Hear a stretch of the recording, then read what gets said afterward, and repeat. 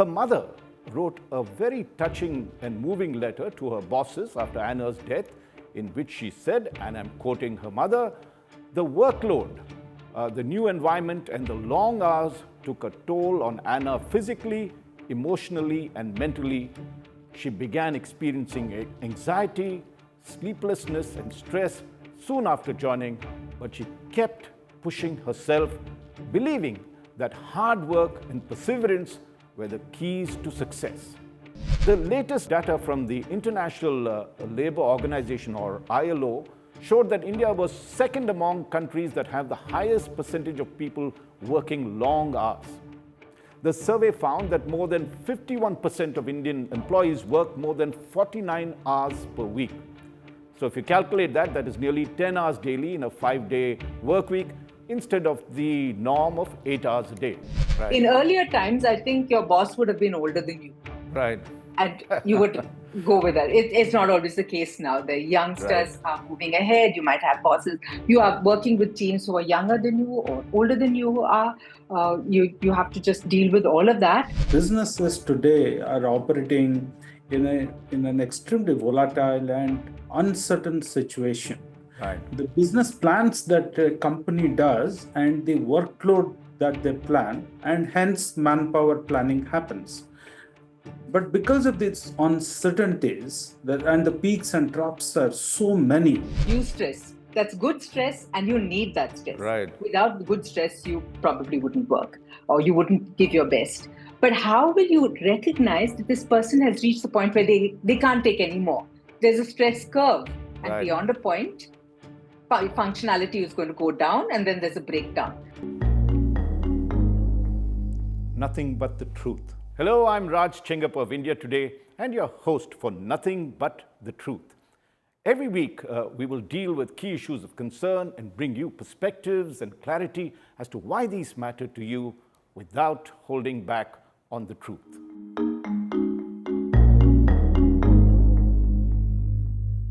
Recently, you may have read or seen the sad news about 26-year-old Anna Sebastian Periel collapsing out of exhaustion because of overwork and dying of a heart attack in Pune. Now, Anna was a bright young chartered accountant who had joined a global consulting firm and within 4 months reportedly died because of stress and overwork. Her mother wrote a very touching and moving letter to her bosses after Anna's death, in which she said, and I'm quoting her mother, "The workload, the new environment, and the long hours took a toll on Anna physically, emotionally, and mentally. She began experiencing anxiety, sleeplessness, and stress soon after joining, but she kept pushing herself, believing that hard work and perseverance were the keys to success. The relentless demands and the pressure to meet unrealistic expectations are not sustainable, and they cost us the life of a young girl with so much potential." That's what her mother said, and now Anna Sebastian Periel's death is no exception. Recent surveys at Indian workplaces reveal some really alarming and shocking findings of the toxic work culture that has set in across the country. It is reportedly taking a heavy toll of the health among our young and even resulting in deaths, as we saw in Anna Sebastian's case. So in this episode of Nothing But the Truth, we will look at the causes of this killer stress at work and what needs to be done about it. We will be joined by 2 experts to analyze the issue for us: Karuna, Bhaskar, counseling psychologist and co-founder and MD of ResileinceWorks, and Aditya, Mishra, CEO and MD of HR solutions firm called CIEL HR. But first, before we turn to them, let me give you some hard statistics of the true extent of the work stress crisis in India. Now, a 2023 survey, that is last year, of over 2,000 employees conducted by the online emotional wellness platform Your Dost found that 60% of those surveyed reported experiencing high or extreme stress. Now, this was a 30% increase over 2022. The highest figures seem to be in the age group of 21 to 30, which is the young age group, where over 2/3 of them complained of extreme stress. Now, that is very worrying as well. My colleague Sonal Ketarpal, who has done a cover story on the subject in the latest issue of India Today, found it is the Gen Z and the millennials, or those born between 1981 and 1995, who are the major victims of this stress. We will go into the reasons why, but let me talk about other surveys that validate the finding that work stress has become a major problem in India. The latest data from the International Labour Organization, or ILO, showed that India was second among countries that have the highest percentage of people working long hours. The survey found that more than 51% of Indian employees work more than 49 hours per week. So if you calculate that, that is nearly 10 hours daily in a 5-day work week instead of the norm of 8 hours a day. So why is long working hours combined with stress a serious problem? Because, as I said earlier, it is beginning to take a toll on the health of our employees, with cardiac arrests among our young becoming very common. And this is validated again by studies. Research by the World Health Organization, or the WHO, with the ILO showed how individuals who worked over 55 hours per week had a 35% higher risk of getting a stroke and a 17% higher risk of dying from heart disease compared to those who worked 35 to 40 hours per week. Now, these are international studies, but also very relevant to the Indian situation. So, heart attacks, strokes, these are serious problems, as well as that studies reveal that serious mental health issues also occur, and these include extreme anxiety, feeling of hopelessness, chronic fatigue, depression, and even suicidal thoughts. Very, very pertinently, a joint report by the Confederation of Indian Industry, or CII, and the digital healthcare platform called MediBuddy released this July a study, and it was found that a high 62% of Indian workers of the 1,000 companies that they had surveyed experienced work-related stress and burnout. Now, this was triple the global average of 20%. I will quote just one more study before I come to my guests, and this was done by the Gallup this year, the polling agency Gallup, and it was called The State of the Global Workplace, which surveyed close to over 128,000 employees in 160 countries. Now, they had also surveyed India, and when it came to India, the study found that 35% of the over 1,000 employees they surveyed reported feeling anger, and a 42% reported feeling sadness a lot during the day. Now, this is significantly higher than the global averages of 21% and 22% respectively.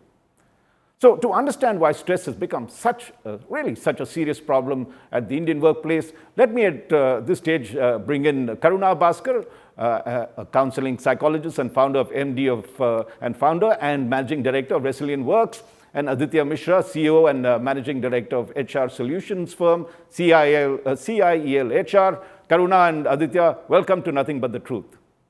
Thank you. Thank you so much. Karuna, let me start with you. I know both of you have advised top Indian companies on the issue. So why are Indian employees more stressed than ever? What do you think are the top reasons? Okay. I think one of the main reasons now that is the whole global economy part, because Indians seem to be servicing people across the globe. So work hours are greatly impacted by that. You're starting with Australia and you go on to the US. The same people are servicing both ends. So there is no end. Technology is a marvelous thing to help us, but it also means that you stay permanently connected. Your emails are pinging on your phone, even when you've got back home, let alone while you're at work. So that division between work and home is almost completely gone. Whether they're working from home or whether you're coming into an office, there is still no beginning and no end to your day, a time when you can completely switch off. And I think that creates a great amount of stress. People are okay with working really hard for a specific amount of time, but you don't know how long that time is going to take. And then, of course, there's the pressure, there's unemployment. You don't want to lose your job. You desperately want to keep your job and to grow quickly, because that's also expected. And so that pressure to keep performing is very high. So I think that is something that's Work must have always caused pressure, but in the current scenario, that those are the additional factors. Aditya, let me come to you on this. We saw Karuna talked of the technology sort of problems that have arisen out of 24/7, constant communication and constantly being connected with the office, whether at home, at office, you're always looking at your WhatsApp and people are messaging. And of course, bosses then demand that you almost reply to these, even if you are wherever you are, at home or relaxing in a theater or whatever. So if you look at your experiences, are there any particular job profiles? Karuna had mentioned, of course, the kind of work that involves international organizations and differing times. Are certain job profiles more stressful than others? And which are the ones that really you have found recently that have caused the maximum stress, apart from what Karuna had mentioned? Yeah, thanks, Raj. I think it's a big issue right now in our workplace. Before I sort of talk about the few job profiles which are creating more stress, I would just like to add a couple of points to what Karuna has already spoken. One is, I think the businesses today are operating in an extremely volatile and uncertain situation. Right. The business plans that a company does and the workload that they plan, and hence manpower planning happens. But because of these uncertainties and the peaks and troughs are so many businesses practically are struggling to make the manpower plan properly. Hence, the workload is not very predictable. Right. Think of consulting organizations. Of course, media as an industry has always been sort of dealing with, you don't know what kind of events are going to take place. Yeah. So, it's very hard to plan the day's work.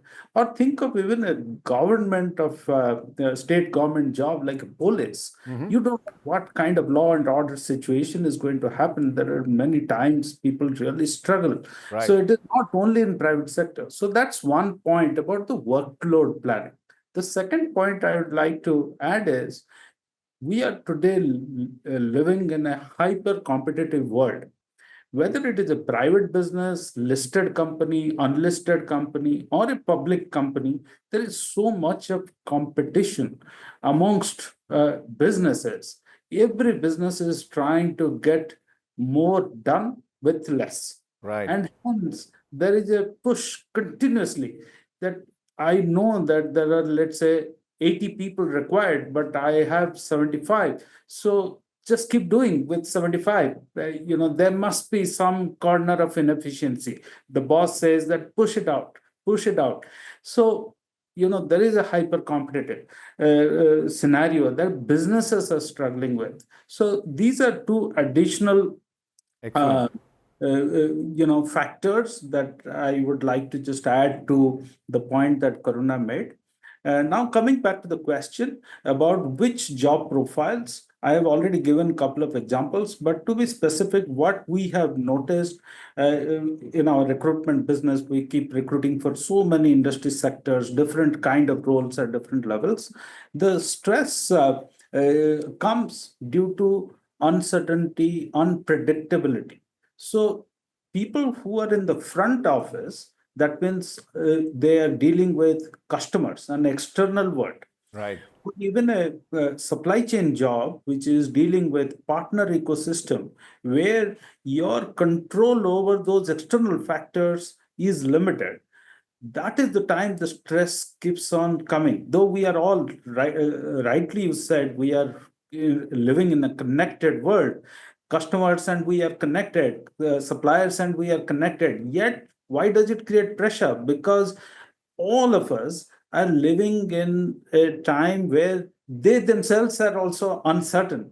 So there is so much of anxiety built into this social system. An organization is a microcosm of the society at large. Right. So everywhere there is so much of uncertainty. So the roles which involve an external connect, right, is where the stress is a lot more.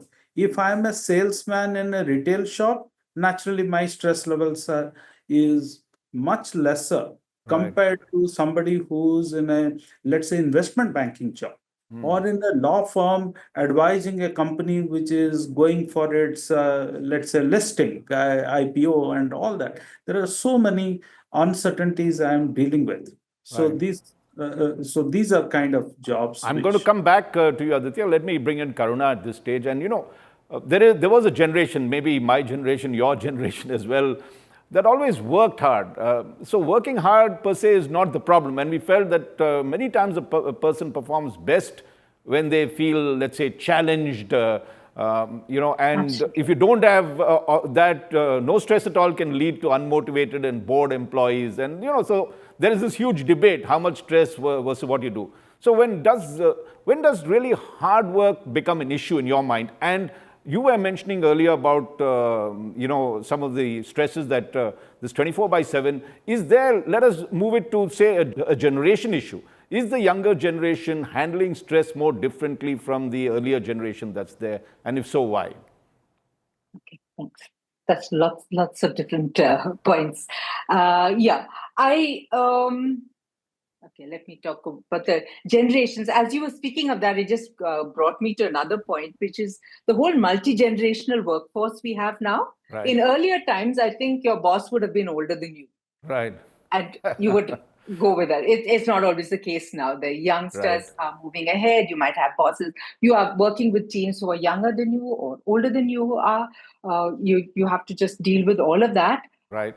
The side I'm looking at is that when we have young team leaders and managers, in earlier times, you gradually rose to that position. It took quite a while. You had developed your people skills gradually, and then you got up. But now people are getting promoted faster and quicker, and they have the technical job-related skills, but they don't have the people skills. Right. And so the managers may be putting pressure on the person. Now, as you said, there is definitely what is called eustress. That's good stress, and you need that stress. Right. Without the good stress, you probably wouldn't work or you wouldn't give your best. But how will you recognize that this person has reached the point where they can't take any more? There's a stress curve, and beyond a point, functionality is going to go down, and then there's a breakdown. Now, you need to have people, and it may vary for different individuals. Really, if that manager was able to identify, they would be able to see this person's reaching a breaking point before they reach that breaking point. Right. You can't wait for them to break, but managers need to be able to recognize those signs. They need some training in people skills and to be able to identify and recognize, yes, I understand things are unpredictable. You would like to give people maybe only work in certain time zones rather than others. Sometimes they have to work both ways. But then we need to give them some downtime after that at least. We take care of our equipment, we take care of machinery, we do maintain our buildings. But human beings also need that time. They need that downtime. Excellent point. And we need to be able to recognize that. And I would also say that there is so much pressure on the middle management, and you have that in your article as well, to be productive, to have a productive team. So they are putting the pressure, but because they're getting pressure in turn, so something has to be done as overall organizational level. Yes, we need to sometimes function with less staff than the work requires, but that comes at a cost. Maybe it's saving you some money, but in the long run, even monetarily, even in terms of productivity, we're going to be losing out. I think we need to recognize that. When you've pushed everybody to their breaking point, you're not getting a productive, creative workforce. So even from a business perspective, it's not good, apart from the humanitarian side about being concerned. Right. If you want your business to function well, people have to work at their optimum levels. And I think that's something that we really need to work towards, because I think that pressure, like here, Aditya was talking about the extreme competitiveness that there is in the workspace, in society. It's resulting in all of this excessive stress to a level that's not really required. Okay. We could manage to reduce that if we recognized how negative the impact is when we are pushing somebody beyond limits. Thanks. Very good points, Karuna. And I'm going to get Aditya to push this a little further. Yeah. One, of course, we had this statement by Mr. Narayan Murthy, the founder chairman of Infosys, that generated a lot of controversy across the country in terms of the working hours. I think he talked of something like 70 hours being the norm, and that youngsters should, a whole generation should forego all their other kinds of gratifications and focus on work so that the nation could be built. Now, where do you stand on this thing? I mean, when does hard work, as Karuna said, become counterproductive? And what is when you're advising companies, what is it that you feel is the optimum? What is the latest findings on these that you tell them, look, this is fine, but you really have to do this, this, or that? Yeah, I think it's an excellent point and a little more complicated than it appears on the surface. Because the time in which we are living today, it offers everybody, each one of a great degree of opportunities to leverage, to grab them, to seize those opportunities and make the most out of it, whether it's a business or an individual. So that's one dimension. I guess Narayan Murthy was trying to point towards that.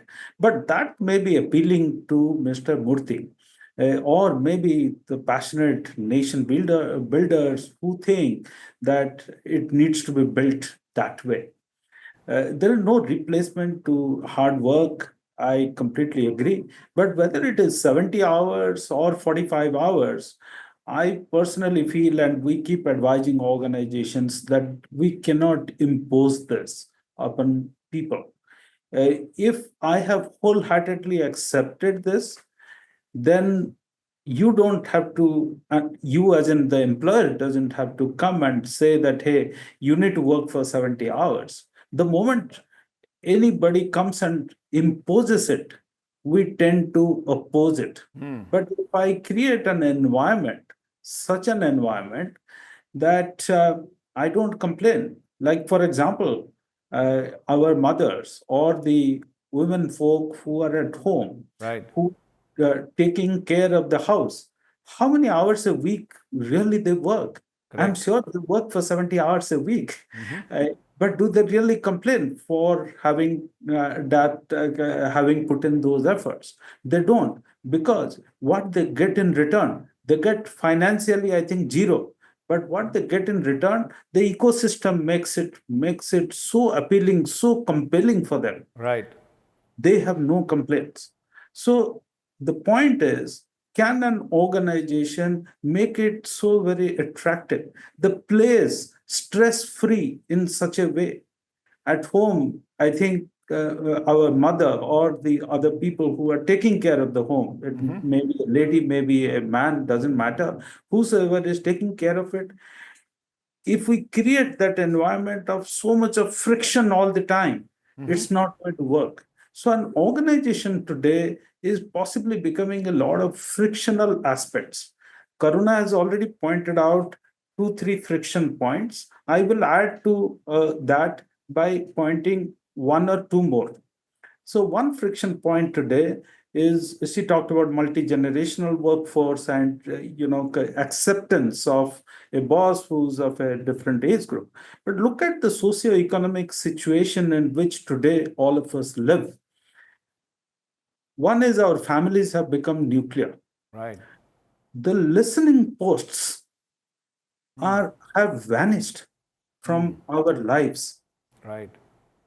When many of us were younger, we lived in larger families, we had various kind of challenges, but great amount of unseen opportunities, which we all took for granted. And today's families, today's youngsters, like Anna, are bereft of listening posts at their homes, at their workplaces. Now our work and home are not 2 separate compartments. It's all one compartment. So Right. that's the problem. My colleague is working at 1 a.m., 2 a.m. because that's the time she is comfortable.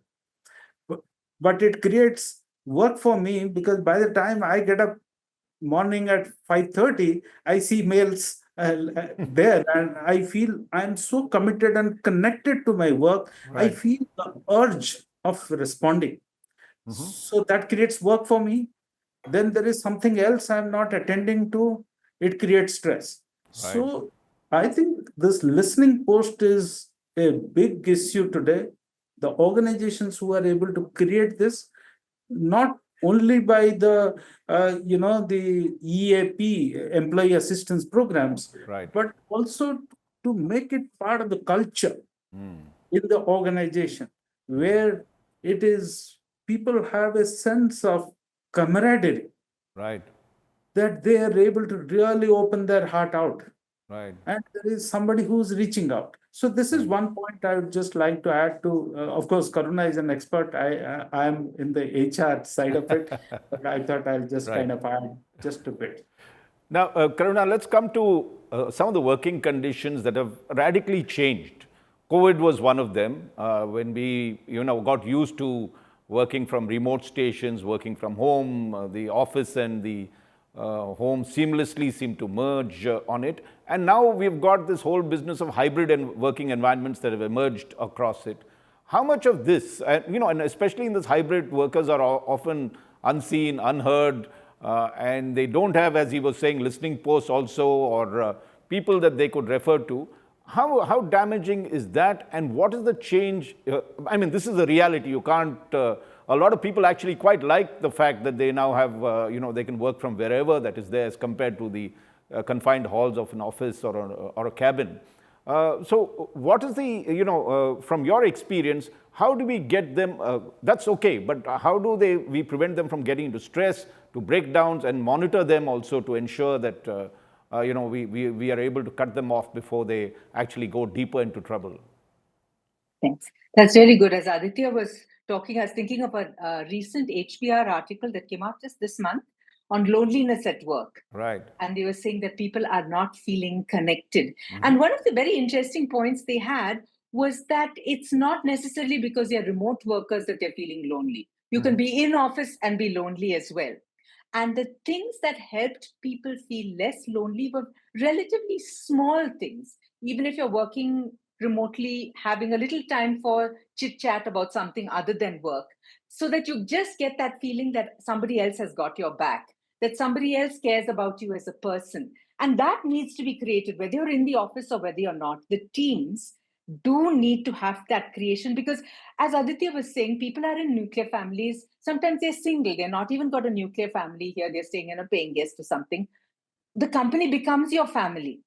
And if you have no connection there, you're going in hybrid work, but the day you go in, you may not meet the people you know. You may meet somebody else that day. So unless some active steps are taken to make those connections, because as human beings, we need the connections. So that's really important. And that's also when somebody will notice that somebody is feeling more stressed. And I think it's managers, it needs other employees as well, need to be able to recognize if you notice somebody else not feeling so good, ask how they're doing, and maybe have a way that you can refer them to somebody who can help. So having an EAP definitely is helpful. I would think that's my job, so I think it. And we are building resilience in each individual, but it can't be done. That can't be the only thing that's happening. There have to be organizational steps as well as strengthening the individual. You can't make that individual that strong that no matter what is happening, they're not going to struggle. We need to do both. And I think with the younger generation, like one of the things we are talking about this hard work, maybe in my generation, we're willing to say, when I retire, then I'll relax, then I will go on holidays. Right. Youngsters are not willing to wait for that. And I don't think they should. Correct. All the research shows that if in the present moment, you need achievement and you need enjoyment. You must have a sense of achievement, which comes from doing well at work, but you need that enjoyment in today, not just 20, 30 years from now, to be a wholesome individual. And I think the younger generation are recognizing it. My generation probably was willing to forego it, but not because we were happy with it. We just thought there was no other option. And mine too. But now they believe there are options. Yeah, and let me add, mine too also. I'm in the same Yes. sort of generation that we thought we'll do it later, but we have, And by that later, you are, with a walking stick or something. You must enjoy it when you're young as well. Right. I think that should be recognized as a valid requirement.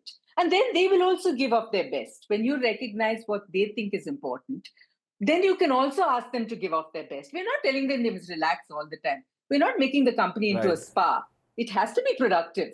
But if you give in some part, you will also get the best. I feel that's what we need to recognize. I'm reminded of what Nandan Nilekani once told me, or must have written. I'm not sure whether he told me this, but he talked of delayed gratification as one of the things of success, right? That Yes. you don't get it all immediately. It takes time, but you work towards it. So I want to get Aditya into this business of instant gratification. Now, Karuna did talk of the fact that we don't have to wait till our hair is falling off and we are with walking sticks and others to enjoy the fruits of our labor. The minuses of instant gratification. If you could talk a little bit about that, because expectations are very high. And at one time, for our generation to get a fridge, to get a car, it took 10 years, 12 years, whatever it is, before you actually started getting some of what is now seen as necessities, but those times the luxury goods. Here, this generation wants to have a house immediately, it wants to have a car, it wants to have all that, and wants the earning power. How much stress is that causing, this instant gratification? What is the right balance in terms of ambition versus achievement that we need to work out and fulfillment? Absolutely. I think it's a great point. We need to address this right at a very, very young stage, the formative years of a child. All of us are responsible for it, our schools, our families, our communities, everywhere. We need to really teach the virtue of balance. We can't be looking at everything instantly. Today, that creates a lot of challenges at the workplace. One, because of the multi-generational workforce where the manager doesn't relate with the need of the worker or the younger colleague. So that's one. Secondly, sometimes the younger colleague is looking for instant feedback on so many things that it almost appears that every step that I take in an organization, I must see a reward for it or a punishment for it. Life is not about, if we see the natural processes around us, life is one of those natural processes, or the growth of a plant, or anything that we see, it happens gradually. They are not digital processes. Digital is either it is on or off. I mean, we have seen a plant whose leaves wither, but the plant is growing. But today, somewhere, the younger population, the way they have grown up in life, certain kind of sport, for example, the only sport most people know is video games. Right. They don't have the physical sport, an idea of a physical sport. They can Right. just watch it on a screen, but they don't participate in it. So some of the values that we all learn in those exercises are Right. not baked into their minds. Right. So this is creating a tremendous amount of stress for sure, that this comparison, peer comparison, and Right. I need to outshine somebody else is one phenomenon. And at the opposite end of the spectrum, I also see a lot of people have got such an entitlement kind of an idea that they're entitled for everything. You ask for anything at home, parents were fortunate to provide that.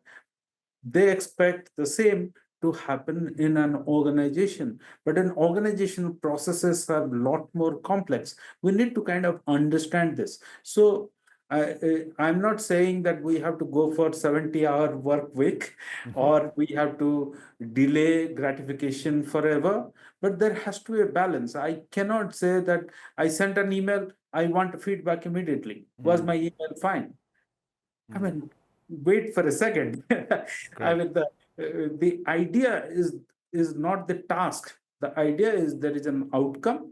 That outcome comes after some time. We need Right. to kind of see the bigger picture. Sometimes some of them are struggling to see it. While we talk about younger generation, a lot more connected with the purpose of what they do.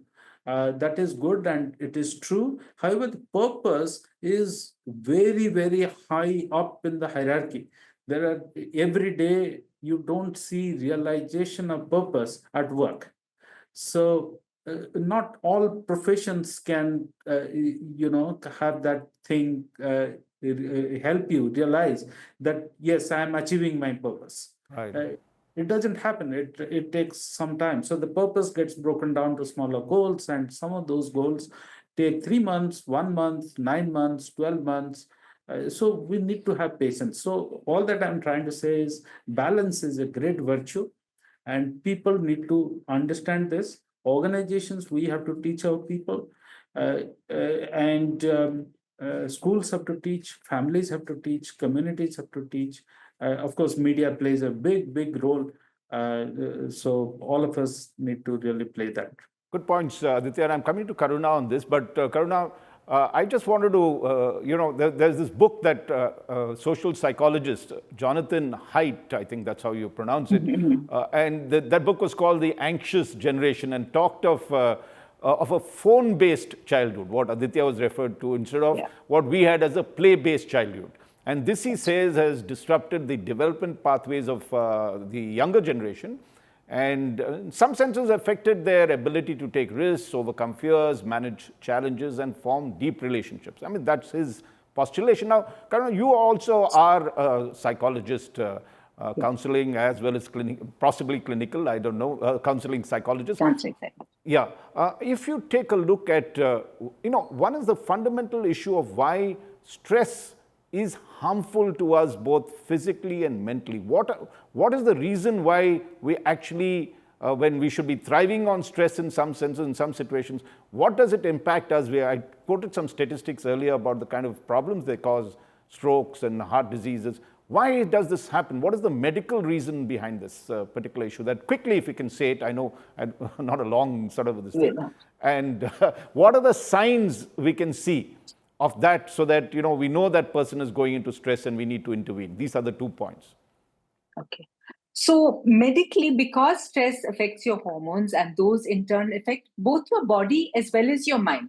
So while what you already mentioned, heart attacks and so on, stress also results in your mind racing, in your thoughts getting muddled, your clarity of thinking is lost, decision making is lost. So all of that, it results in increased anxiety, it increased depression. Anxiety, I think some of it does come from all of this comparison that we're getting with so much of social media, the expectation that you should have reached a certain level, that you should have had this wonderful holiday. Everything has to be just perfect. And so that constant comparison can lead to much greater levels of anxiety and stress. So at workplace, you can identify certain things, and we usually train managers in this. When there are sudden changes in people's behavior, the person may become more quiet or else become more belligerent and vociferous. The person who didn't make so many mistakes is suddenly making a lot more mistakes. They're not engaging so much. They're not coming up with their new ideas. There are several signs that you can see that don't immediately show that they're about to break down. But if you look for them, you will be able to recognize them at an earlier stage. Right. And all it takes is to ask, how are you doing? How are things going? Do you need any help? If we can give that at that early stage when the signs are first being seen, we can prevent it from reaching, once the person has broken down or had an anxiety attack at the workplace, takes so much more effort to undo it, Right. And when in the beginning, you mentioned suicide, and that is a very real issue that's happening. Very rarely will somebody be suicidal only because of work pressure. But the same person who's going through a lot of other kinds of stressors at home, work pressure, where one more failure can be the last straw on the camel's back. And so you do need to recognize, if you are seeing that the person is changing, it's okay to ask. It's okay to ask, how are you doing? And that sense of hopelessness and so on. If they will express it, we found so many times that the managers are the ones who identify even more than the family. People spend more time with their colleagues than with their homes. Right. And then they're able to reach out for help, and we are actually been able to save people's lives, help them to get the treatment that they need. So we cannot overemphasize how important it is that people at work should recognize early that people are overstretched. Very well put, Karuna. And just to sort of sum up what Karuna said was that we all seem to have this, whenever we're under stress, there's either a fight or flight response, which used to protect us when we were primitive cavemen, that continued as we grew and became modern, as we call it. And that produces hormones that stimulates your body to meet the crisis. And if that continues to be, normally you secrete it only during periods of crisis and stress, and then you come back to normalcy. But if you continue to have these high levels of hormones that stimulate yourself, then they begin to strain them. As Aditya had mentioned, the balance is gone, and then that begins to damage your organs, very simply put. But let's the last part of this, our very interesting session, I must say, is looking at solutions. So Aditya, let's start with what companies need to do some of the things, best practices that you see that companies need to do to firstly reduce stress levels for employees, and some of the programs that they could help people get over stress. What would you say are 2 or 3 things that they could do? I think one is many organizations have started recognizing the importance of mental health along with physical health. Typically, the employee policies that organizations have, they give certain number of sickness days. But those are typically for physical sickness. I mean, you had fever, you had some trouble with your stomach, then you take leave. But mental health, I think it's time that organizations need to recognize this. This is number one. Second, I think many organizations have run workshops within their own managers, amongst their managers, to make them more aware of the impact of mental health on the physical work that happens in the organization. And hence, well-being is such an important thing that managers need to recognize today, especially in the current socio-economic situation that we are living in. These two I have seen as significant things people are doing. We spoke about employee assistance programs. Many forward-looking organizations have gone for it. These are 3 things that comes to my mind. Karuna, I want you to bring in on the individual aspect. Okay, we look from the company's point of view.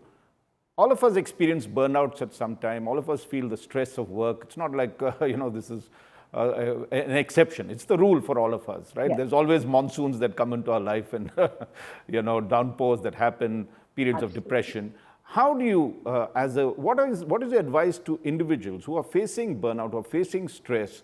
What would you say are the 2 or 3 things that you need to do personally to come out of it, to, evaluate yourself and come back to normalcy?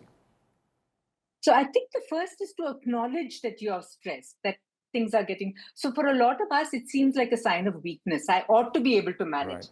Others are managing. What's wrong with me that I can't manage? To recognize that there are natural points when you are feeling stressed, identify that, take it. If you are close enough to friends, tell your friends to also point out if you're suddenly becoming more cranky and moody, maybe that would help you. So identifying that you're feeling stressed and then asking for the kind of help you need. It might be sometimes the managers are willing, like we talked about mental health days, maybe it's there, but you may not want to take it because you think it's a sign of stress. Having social connections, making sure that you are relating to somebody. Sometimes it's just a matter of venting it out. You don't even need the situation changed. You just need to be able to say, I'm so fed up, I've got so much to do. And then you just feel a little better. But also, I think people need to actively do things which are physical, but exercise, for instance, giving yourself time for regular exercise, because that is a great stress reducer. Because, all the hormones that you are talking about get dissipated when you have regular exercise. So exercise helps depression, anxiety, all of that. And then, of course, reaching out for help, not feeling that talking to a counselor, talking to somebody else is a sign of weakness. Reach out, get that help. It's like talking to a consultant.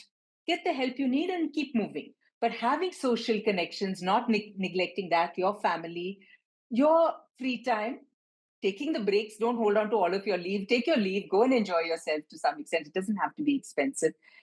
You are a balance, I think, was a wonderful word that Aditya talked about quite a lot. I think having a balance in our lives is important. It's something that each individual must take responsibility for as well. And, sometimes we are putting the pressure on ourselves. Just today, one of my colleagues said, when I do something very well, the next time I feel so much pressure that I have to reach that particular level of excellence. We can't always be excellent. So we need to, give ourselves a little leeway as well, so that we are not promoting this culture of stress internally as well. There is a lot more points that we could discuss on this. One of the things that is there is, of course, failure. And A lot of people need to confront failure. It need not necessarily mean the end of the world. We've known that Bill Gates failed in his first venture and second, and then came up Trump subsequently. Final points on these in terms of, with you Aditya first, then Karuna, in terms of how, how does the organization and you, and maybe Karuna can answer the you part or you can answer both, deal with the fact that there will be setbacks. What is the enlightened organization, position? That's one of the major causes of stress when you're not able to meet expectations. How do you rationalize that? Just a quick word on that before we wind up. Thank you. Aditya, you start. You can go. Okay.